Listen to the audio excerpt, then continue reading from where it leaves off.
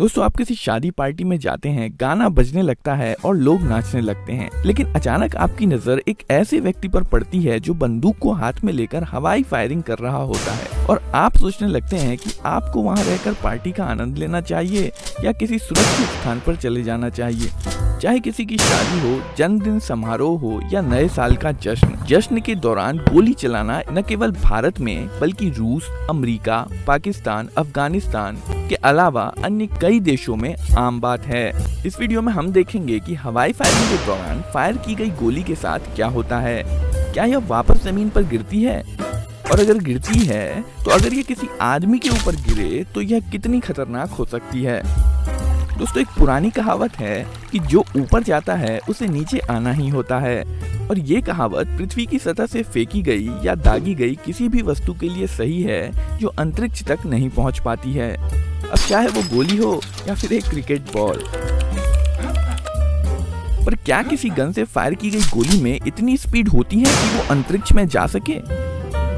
अगर ये मान लें कि पृथ्वी पर कोई वायुमंडल नहीं है तो पृथ्वी की सतह से किसी भी चीज को अंतरिक्ष में पहुंचने के लिए उसे कम से कम 11.18 किलोमीटर प्रति सेकंड की वेलोसिटी से फेंकना होता है, जिसे एस्केप वेलोसिटी कहते हैं। पर हमारे पास जो सबसे तेज कारतूस है .22 स्विफ्ट, उसे केवल 1.25 किलोमीटर प्रति सेकंड की वेलोसिटी से ही फायर किया जा सकता है, जो एस्केप वेलोसिटी से लगभग 9 गुना कम है।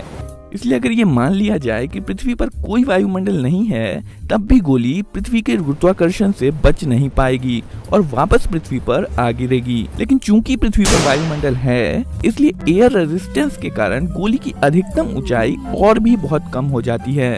यहाँ तक कि कारतूस के बारूद में होने वाला ब्लास्ट गोली को जिस अधिकतम वेलोसिटी तक एक्सलेट कर सकता है, अगर उस वेलोसिटी पे भी बुलेट को सीधे ऊपर की तरफ फायर कर दिया जाए, तब भी बुलेट पृथ्वी के वायुमंडल की सबसे निचली परत ट्रोपोस्फीयर को भी पार नहीं कर पाएगी। बंदूक की नली से गोली लगभग 600 से 900 मीटर प्रति सेकंड की स्पीड से बाहर निकलती है, जिसे मजल वेलोसिटी कहते हैं। जब एक AK-47 से फायर किया जाता है तो बुलेट की स्पीड 670 मीटर प्रति सेकंड के आसपास की होती है, जो कि ध्वनि की गति से लगभग दोगुनी है। एक गोली का वजन बस 5 ग्राम का होता है, जो लगभग 1 रुपए के सिक्के के बराबर होता है। पर गोली की इतनी ज्यादा वेलोसिटी के कारण इसमें 16 मंजिल इमारत से गिराई गई ईंट जितनी ऊर्जा होती है। ये ऊर्जा बस एक छोटी सी गोली में जमा रहती है और इसलिए गोली त्वचा को भेद कर किसी को बुरी तरह से जख्मी या मौत के घाट उतारने में भी सक्षम होती है। पर एक गोली जिसे सीधे ऊपर की ओर फायर किया गया है, उसी गति से जमीन पर वापस तभी गिरेगी जब आप किसी ऐसी दुनिया में हो जहां वायुमंडल मौजूद नहीं है, जैसे कि चंद्रमा। हालांकि पृथ्वी पर हमारे पास पर्याप्त वातावरण मौजूद है और एयर रेजिस्टेंस पूरी कहानी ही बदल के रख देता है। जब गोली फायर की जाती है तब बंदूक में होने वाले विस्फोट के प्रभाव में गोली बंदूक से बहुत तेज गति के साथ बाहर निकलती है, पर इसके बाद गुरुत्वाकर्षण और एयर रेजिस्टेंस के कारण इसकी गति धीमी होती चली जाती है और अंततः यह रुक जाती है। इसके बाद गोली नीचे गिरने लगती है और गुरुत्वाकर्षण बल इसे 9.8 मीटर प्रति सेकंड स्क्वायर के एक्सेलरेशन से इसकी गति को बढ़ाने लगती है।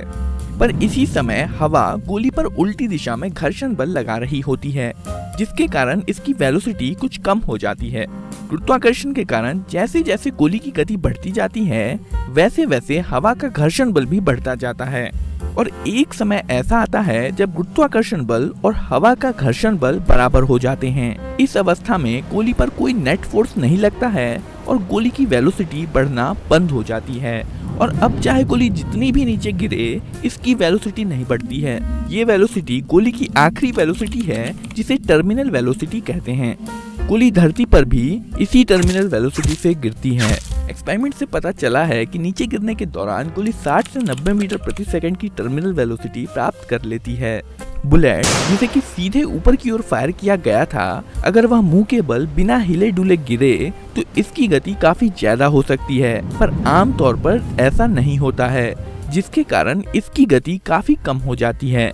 जब बुलेट धरती की सतह पर गिरती है तब इसकी वेलोसिटी फायर की गई वेलोसिटी की तुलना में मात्र 10% ही होती है और चूंकि काइनेटिक एनर्जी वेलोसिटी के स्क्वायर के प्रोपोर्शनल होती है, गिरती हुई बुलेट में फायर की गई बुलेट के मुकाबले मात्र 1% ही एनर्जी बची होती है। यह ऊर्जा जमीन से केवल आधा मीटर की ऊंचाई से गिराई गई ईंट की ऊर्जा के बराबर होगी। पर अगर 60 से 90 मीटर प्रति सेकंड से नीचे गिरने वाली बुलेट अगर आपके ऊपर गिरे तो क्या यह आपको जख्मी या आपकी जान ले सकती है? हालांकि टर्मिनल वेलोसिटी से नीचे गिरने वाली गोली अपनी मजल वेलोसिटी की तुलना में काफी धीमी गति से यात्रा कर रही होती है, पर फिर भी इसमें इतनी ऊर्जा होती है कि ये किसी को बुरी तरह से जख्मी या मौत के घाट उतार सकती है।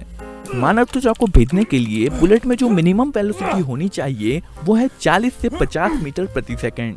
वहीं हड्डी को भेदने के लिए बुलेट की मिनिमम वेलोसिटी 60 मीटर प्रति सेकंड होनी चाहिए। नीचे गिरने के दौरान बुलेट की वेलोसिटी 180 मीटर प्रति सेकंड तक पहुंच सकती है और इसलिए इन बुलेट्स में मानव शरीर को गंभीर नुकसान पहुंचाने की क्षमता होती है। 6 अप्रैल 2014 को लेबनान के सिडोन में 2 बच्चों की मां जो कि गर्भवती थी के सर पर एक आवारा गोली लगने से उसकी मौत हो गई। ये गोली उसके पड़ोस में हो रही शादी में फायर की गई थी। 12 अक्टूबर 2003 को सर्बिया के बेलग्रेड में शादी में आए मेहमानों ने गलती से 2 सीट वाले एक छोटे विमान को ही मार गिराया, जिसमें विमान में सवार लोग गंभीर रूप से घायल हो गए। शादी समारोह को एक खुशी का मौका माना जाता है, पर उत्तर भारत में चौंका देने वाली संख्या में ऐसे मामले सामने आए हैं जहां शादी के दौरान की गई हवाई फायरिंग के कारण ये खुशी के मौके हादसों में तब्दील हो गए हैं। दिसंबर 2019 में भारत सरकार ने आर्म्स एक्ट में संशोधन किया था और सार्वजनिक समारोह, धार्मिक स्थल, विवाह या अन्य किसी कार्य में लाइसेंसी बंदूक के साथ फायर करने को भी क्रिमिनल ऑफेंस बना दिया गया है, जिसके तहत 2 साल की कैद और जुर्माना लगाया गया है।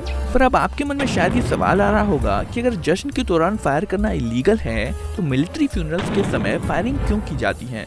अगर ये इतना ही खतरनाक है तो हमारे यहाँ 21 तोपों की सलामी का रिवाज क्यों है? इसका जवाब बेहद आसान है। इन मौकों पर बिना गोली वाले कारतूस इस्तेमाल किए जाते हैं जो बस आवाज और धुआं करते हैं पर कुछ भी फायर नहीं करते हैं। दोस्तों, ये वीडियो आपको कैसी लगी कमेंट करके जरूर बताइए और वीडियो को लाइक, चैनल को सब्सक्राइब जरूर कर दीजिए।